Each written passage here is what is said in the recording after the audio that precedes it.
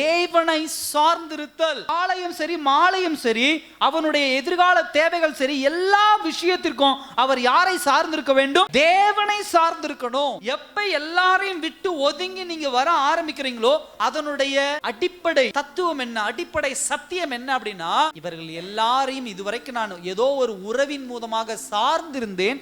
இப்பொழுது நான் யாரை சார்ந்திருக்கிறேன்?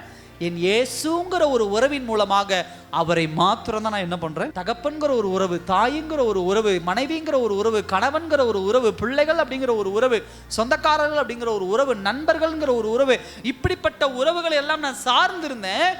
இப்படிப்பட்ட உறவுகளை நான் சார்ந்திருக்கிறத விட்டுட்டு இப்பொழுது நான் முழுக்க முழுக்க யாரை சார்ந்திருக்கிறேன்? தேவனை சார்ந்திருக்கிறேன். சார்ந்திருத்தல் அப்படின்னு சொல்றது எதை குறிக்கக்கூடிய ஒரு விஷயம்? சாத்ராக் மேஷாக் ஆபேத்நேகோ ஒரு வார்த்தை சொல்லுவாங்க, என்ன தூக்கி நெருப்புல போடுங்க, எங்களை கர்த்தர் காப்பாற்றினாலும் சரி காப்பாற்றாமல் போனாலும் சரி நாங்கள் ஒருபோதும் என்ன பண்ண மாட்டோம்? வணங்க மாட்டோம். இதுக்கு பேர் தான் தேவனை சார்ந்திருத்தல். தேவனை சார்ந்திருத்தல் அப்படிங்கிற ஒரு வார்த்தை சொல்லிட்டு உலகம் முழுவதும் போய் என்ன பண்ணி கொண்டு இருக்க கூடாது?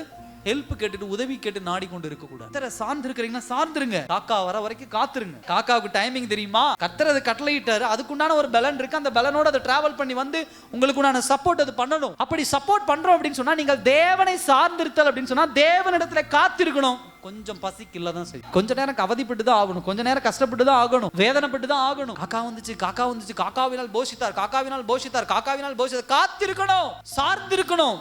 கரெக்டா 8 மணிக்கு பிரேக்ஃபாஸ்ட், காலை உணவு, காக்கா வந்து வாசல்ல உட்கார்ந்தது. அப்படி சொல்ல முடியுமா? அப்படியே போட்டிருக்கு பைபிள். மதியம் சரியாக 1 மணி ஆன உடனே 1:01 காக்கா வந்து வாசப்படியில் உட்கார்ந்துருந்தது. அப்படி போட்டிருக்கா? இரவு 8 மணி காக்கா வந்து வாசப்படியில் உட்கார்ந்து. அப்படி கிடையாது. காக்கா வர நேரத்துக்கு தான் வரும். கர்த்தர் சொல்ற நேரம், கர்த்தர் அனுமதித்துக்கிற நேரம் எப்ப வேணா வரலாம். 11 மணிக்கு வரலாம், 2 மணிக்கு வரலாம், 3 மணிக்கு வரலாம், நைட்டு 10 மணிக்கு வரலாம், 11 மணிக்கு வரலாம். என் வேலை என்ன? சாப்பாடு வரும். கர்த்தர் எனக்கு உறுதி கொடுத்துரு, நான் ஜெபிச்சுட்டே உட்கார்ந்துருக்கணும். அல்லேலூயா. தேவனை சார்ந்து இருக்கும்போது அதற்குண்டான ஆசீர்வாதத்தை கர்த்தர் என்ன பண்ணுவார்? கொடுக்கிறவராக இருக்கிறார். அல்லேலூயா. சில விஷயங்கள் ஸ்டேபிளா நம்ம இடத்துல இருக்கலாம், சில விஷயங்கள் ஸ்டேபிளா இல்லாம இருக்கலாம். உங்க வாழ்க்கையில எது நிலையானது நீங்க நினைக்கிறீங்க? உங்க படிப்பு நிலையானதா? உங்க வேலை நிலையானதா? உங்களுடைய சொந்தங்கள் நிலையானவர்களா? இல்ல உங்களுடைய பிள்ளைகள் நிலையானவரா? உங்க கணவர் நிலையானவரா? உங்க மனைவி நிலையானவங்களா? யாருமே என்ன கிடையாது, ஸ்டேபிளான ஆள் கிடையாது, நிலையானவர்களும் கிடையாது. அல்லேலூயா. இன்னைக்கு இருக்கக்கூடிய நேரத்துல ஒரு வார்த்தை சொல்லலாம், நண்பன்டா அவன், உயிரையே கொடுப்பான், அவன் நிலையான ஆளு, யார் என்ன கைவிட்டு போனாலும் என் நன்மை விட்டுட்டு போக மாட்டான் அப்படின்னு இன்னைக்கு தேதிக்கு இந்த நிமிஷத்துக்கு சொல்லலாம். அடுத்த நிமிடம் அவர்கள் எப்பொழுது வேணாலும் என்ன பண்ணலாம்? அல்லேலூயா. நீங்க யாரும் அப்படி எக்ஸ்பீரியன்ஸ் பண்ணது இல்லையா?